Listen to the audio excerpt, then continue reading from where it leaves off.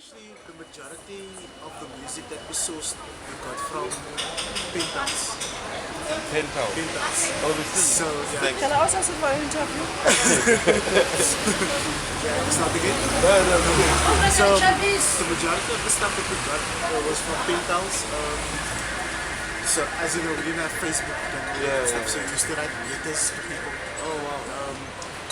There was magazines circling around at the time, Word Up magazine, web pages, early days of the source, but also I belong, and quite a few of us belong to the Zulu Nation in the States, so we were affiliated with Bombada and stuff, so we were affiliated with the Zulu Nation.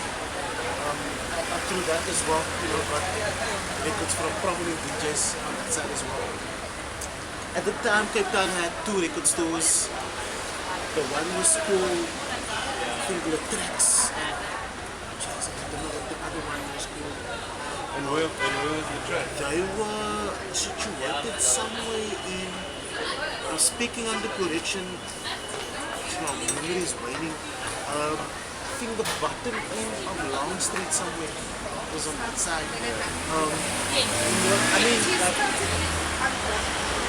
NDMC, LL2J, all of those, that golden era hip hop, that's the stuff that we got from there as well. That was the one source. The other source was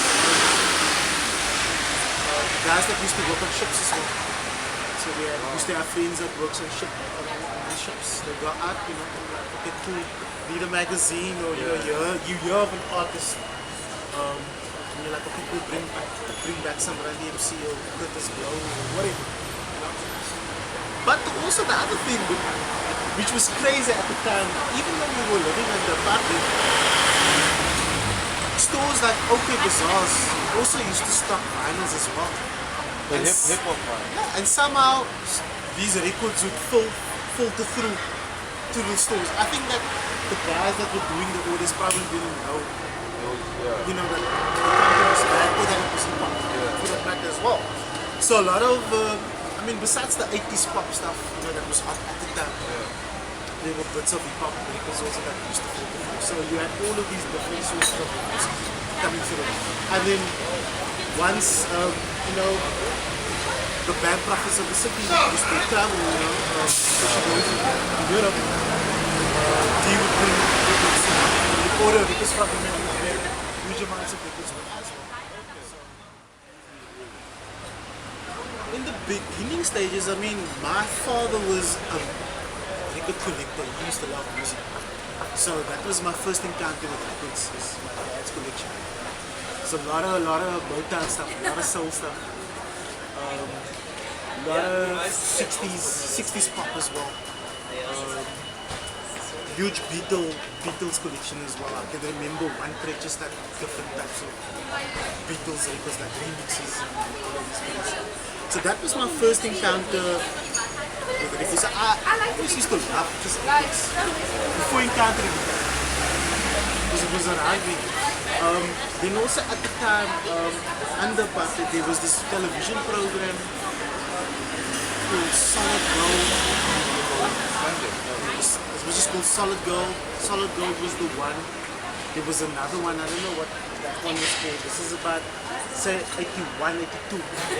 So they used to showcase, like, it was actually crazy, like living under apartheid, that, these images of hip hop would filter through. There was my first hip hop music video was a song called Hey DJ by the World Class Wrecking Crew. And my father and myself used to have these bonding sessions, just recording these music videos on these VHS cassettes.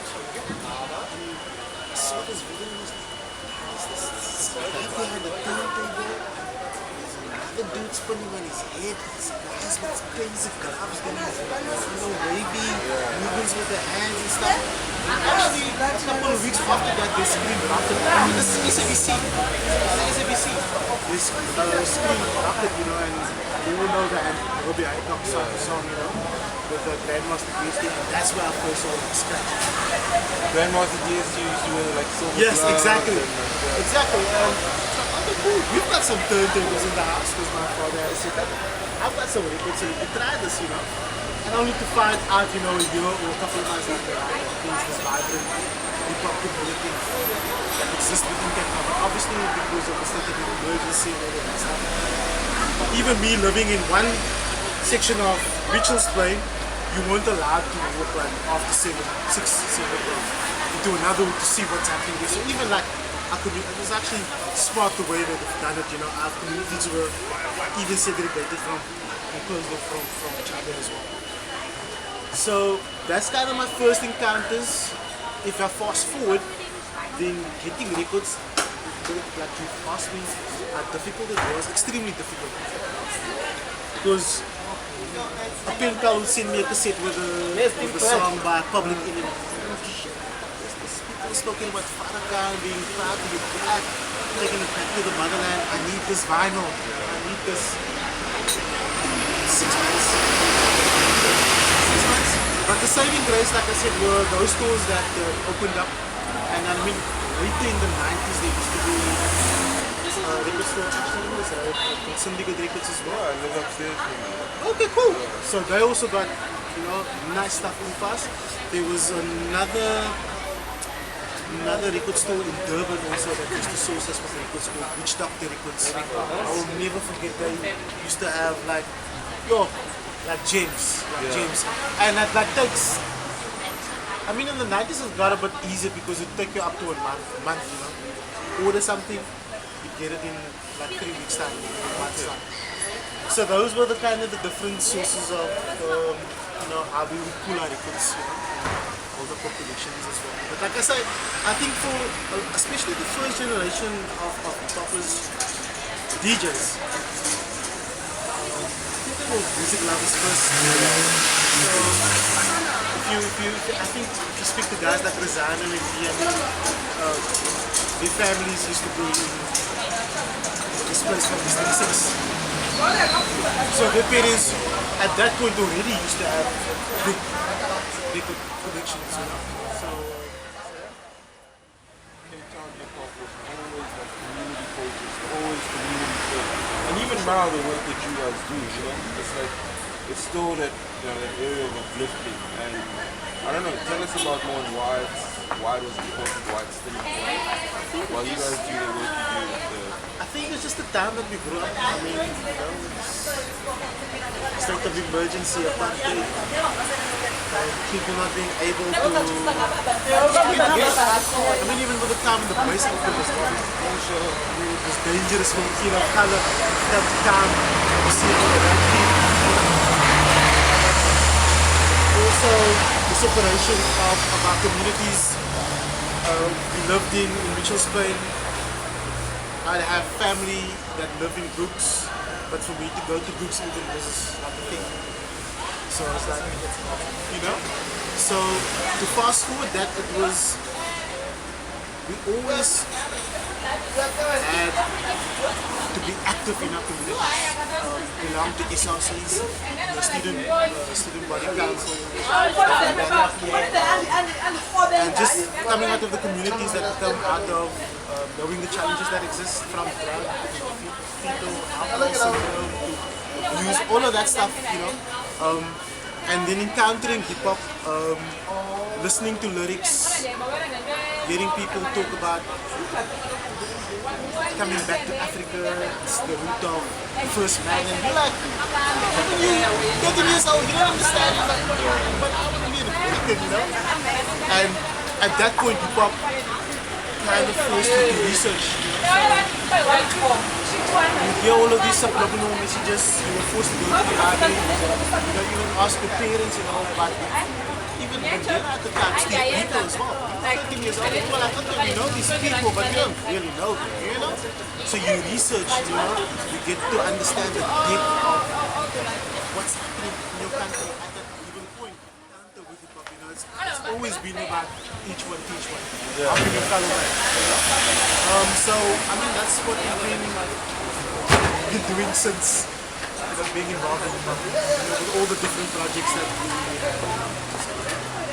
It's really inspiring, and so I've you know I've noticed that you're not in the scratch lab and stuff. You you embrace the new technology and you teach guys music. I'm really interested to know, where do you think DJing is going? Like, just like 10 years from now, what do you think it's going to look like? And I think it's actually scary, just to see the evolution and also being part of that evolution. I mean, from cassettes to vinyls to CDs. I mean, I was one of those DJs back in the day that used to say if CDs, real DJs use vinyl, but look at me, I have to embrace, and also I think the thing as well with hip hop, for me, I always say hip hop is an ever evolving art form. Just like life evolves every day. We as human beings, we evolve.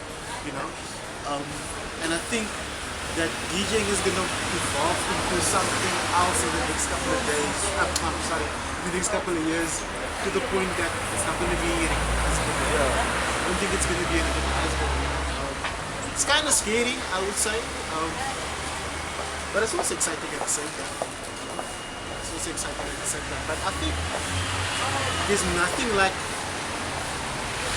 knowing what it is to touch a vinyl, put it on an SL1200 or any other turntable, putting on a needle and listening to music is definitely a different experience. And I would actually go as far as to say that it actually makes you a better DJ as well. A lot of people are scared to say that. I would actually go as far to say that it actually makes you better.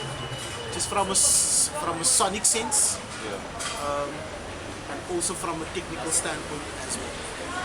And with all the, where do you think turntablism is going? If there's no turntables and there's no DVT anymore, and there's no, what is it, digital vinyl, DVS.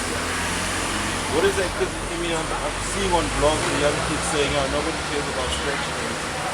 I think there was a time when kind of turntablism died, quote unquote, because I think it had a lot to do with the technicality aspect of it. And I mean, I think that turntablists as well, they were too focused on just technical aspects. So at the end of the day, if you don't understand what turntablism is all about, go to an event, you see a guy getting all technical. What is this? It's not musical, it's not easy on the ear, what is this? But I think that a lot of turntablists actually, if you look at the crazes of the world, all of those guys, where they've taken turntablism into the dance arena, EDM, I think there is a place for turntablism as well. And if you also look at, I don't want to mention the competition, that embraces turntablism with, making people dance, like being a party rocker, but still fixing your technicality. It's brilliant, but it all comes back to being able to use turntable, needle, headphones, and records. That's the basis of it. And I don't think that will ever die. I think even with all the evolution that's taking place from a technology standpoint, and even DJs as well, I don't think that there will ever be a replacement for that, because that's where it started. Some of the stuff that you're packing. Some of the stuff that I will be packing in, I was toying in my head about this whole thing, and I was I'm actually nervous about this stuff. It shouldn't be. I mean, the idea is that you play whatever you want. Yeah, but I was just thinking what I will do on Thursday at WaxOn. I'll be sharing my jazz collection, number one. Also my love for 80s pop. I just have a love for 80s pop, the synths, all of that stuff. And then obviously the hip hop. I know that there's going to be some hip hop hits. So we'll do some old school hip hop, and we'll do some 90s hip hop as well. So just take you through a musical journey. That's brilliant. So yeah, that's what people can expect. Okay, thanks a lot. Cool, man. This has been great.